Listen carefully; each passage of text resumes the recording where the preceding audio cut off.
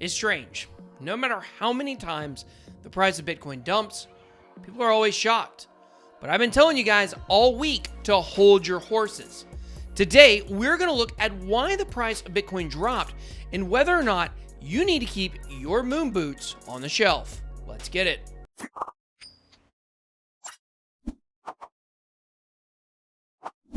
Welcome to BitBoyCrypto News Edition. Once per day, I'm going to break down the biggest news stories in the space for you so you don't have to. If you want to know where the price of Bitcoin and altcoins are going to, then please make sure to hit the subscribe button and join both my Telegram groups, the Bit Squad for regular crypto chat and Bit Squad traders to discuss trading strategies. All right, guys, today has been a tough day for a lot of people. The FOMO has been quite strong lately. Several people have asked me if they should go all in on Bitcoin or this coin or that coin.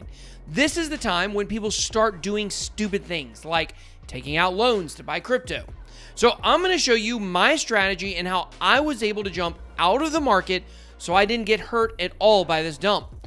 We're also going to be taking a look at Coinbase going down and what the Bitcoin halving means for people who want to sell Bitcoin.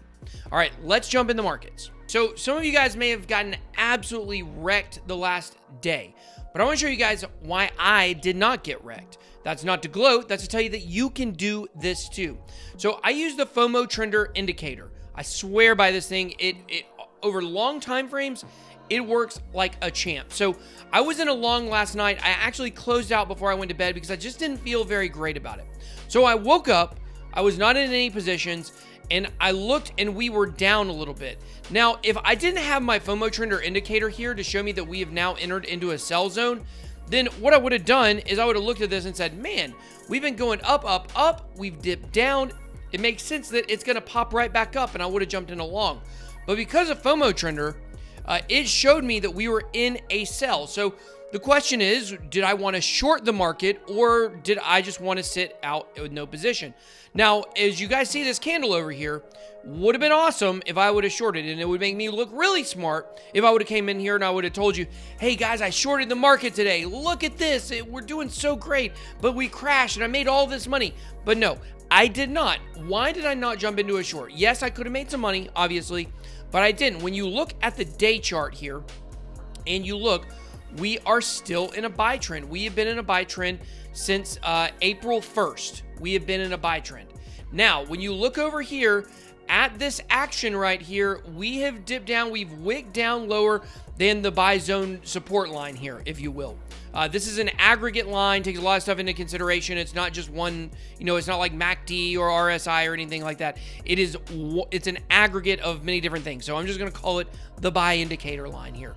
Okay, so we've dipped down below that in this wick. So in my opinion, this is, when you look back at the buy trend since April, this is the weakest that we've been.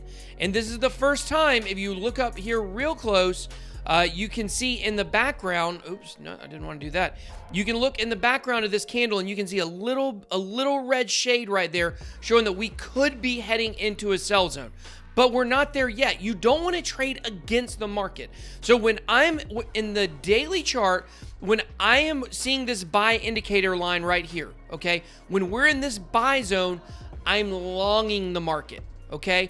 I'm not shorting it. Look, there's been plenty of opportunities, especially this candle. This is the biggest red candle we've had in a while to make a lot of money, but it's going against the market, and I don't want to do that. So when I'm looking at the hourly chart and I'm looking for the price of Bitcoin and where it's going to go, I'm trying to make my hourly moves in sync with my daily moves. So the daily chart still in an uptrend. So I'm only going to be picking up on these buy orders. I'm not going to be picking up on the sell orders. So right now what I'm waiting for is to either confirm that the daily chart is going to move to sell, and in that case I may want to short the market, or I'm waiting for this to bottom out and bounce back up, which is what I think is going to happen. And we're going to talk in just a little bit about why I think that is going to happen and that today was manipulation. But I do want to show you guys this one other thing. Now, if you do want to trade on Bybit, this is the chart I'm on right now. You guys can, if you want to long or short the market, you can get FOMO Trender, or you can also trade on Bybit with bybit.bitboy.live. May do some more trading videos in the future. If you guys are interested in that, drop me comments down below. Let's look here at Coin360. I just want to talk about briefly, we got to get to the news. We're running out of time here. But I want to talk briefly about altcoins, and they got murdered today. And this is the problem with altcoin season. This is why there's so much potential when we have these dips to get in on altcoins, because eventually they are going to pop off. It might not be for a while, but they are going to absolutely pop off. Now, what we're seeing is Bitcoin, there's not a huge amount of confidence. There is for retail investors, but there's not a huge amount of confidence in any number above 10K. So what happens is Bitcoin hits 10K, people exit the markets. They bought it maybe at 3, maybe they bought it at 6. They exit the markets. They're not looking to diversify. But when Bitcoin starts pushing up through the $10,000 level, which it will in the next 2 to 3 months, definitely without question, okay, in my opinion anyways, what is going to happen is it's going to tear through that 10,000 level. Once it gets to 11, 12, 13, 14,000, at that point, people are going to start pulling profits out of Bitcoin, not to take off the table, but to put into other altcoins. $1 million invested into Bitcoin is not going to move the market. $1 million invested into, let's say, IOTA, or let's say Augur or Omize Go. $1 million of profit from Bitcoin invested into those coins is what makes those the potential for altcoins to pump so much higher than Bitcoin. But we got to tear through these levels. And people have been telling you for days, I've been seeing it all over Twitter, all over YouTube. People have been telling you for days that Bitcoin is about to go to, this number, that number in the next few days. I've been telling you guys, hold your horses. Be careful. What is happening is there is going to be a huge push, a huge upswing. It's going to be after the halving. All this hype right now that you guys are hearing or seeing, this is not about the next few days. We are probably not going to 14K before the halving. Now, with this drop, it pretty much assures that. What you want to wait for is after a dip, or we will probably get a dip, unless this was part of it, after the halving, and that is when you really want to get excited about the price. This is the pregame. This is the pre-show. This is the opening act. This is not the whole enchilada. We just had Cinco de Mayo, but this is not the whole enchilada. We are playing this game not for 10 years down the road. That's great. Bitcoin's going to be really, really high. But what we're doing is we are wanting to catch Bitcoin near the bottom, the local bottom, which you could be here right now, for the push up over the next 18 months. This is the golden time that we're heading to, and you do not want to miss out on that. I told you guys in the video, I think it was yesterday, last night, be careful of the volatility. The volatility is what separates the men from the boys when it comes to cryptocurrency. Can you handle this kind of downswing and this kind of red candle? If you can, then you can become a millionaire with Bitcoin. If you can't, then you should exit the markets right now, because you cannot handle what is about to come. Okay, so the drop today was very dramatic. Now, this volatility, if you're not used to this, it causes a lot of issues across the whole space. And one of those issues is that websites like Coinbase, they go down during these times. And this is where people get into the conspiracy theories of manipulation. What happens is people panic and they, run to the site. Coinbase, Binance, Bittrex, all of these websites saw huge problems in 2017 with the huge surge of traffic that came, whether it was buying or selling. So where did all this traffic come from, or why were people freaking out? Well, a flash crash. Whales sink the price of Bitcoin. There was a ton of Bitcoin sold off. I thought this was very interesting, in $2 million chunks. Just as the clock struck 5 p.m. in California, Bitcoin dropped from 9,561 to 8,570. Now, why does this happen? Why do whales do this? Well, you have to understand the way that leverage trading works, okay? So what happens is, me as a retail investor, you as a retail investor, we can't move the market. Leverage trading is good for us. If you know how to use it properly, you can make money that way. A lot of people do.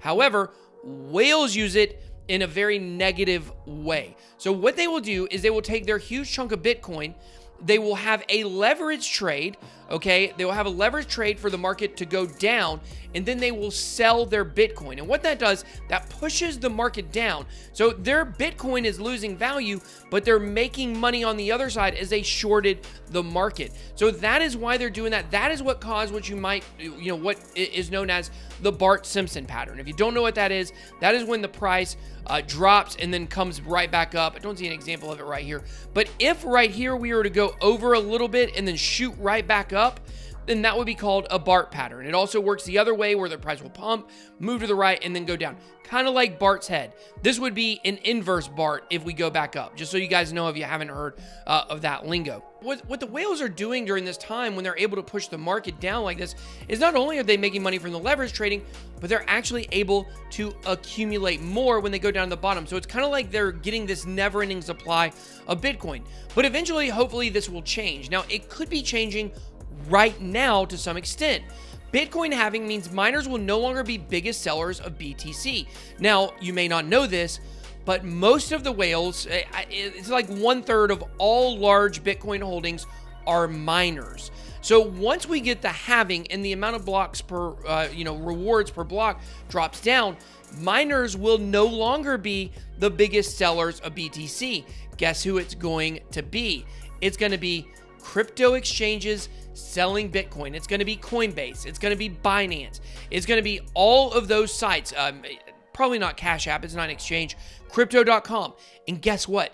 It's in their best interest for the price to go up. So what is happening is these whales right here are posing a big threat to ongoing Bitcoin rallies. I hope you got that by now. We've talked about it extensively. But when now exchanges become the #1 sellers of Bitcoin, they do not have the same motivation because, they're not an individual person trying to accumulate more.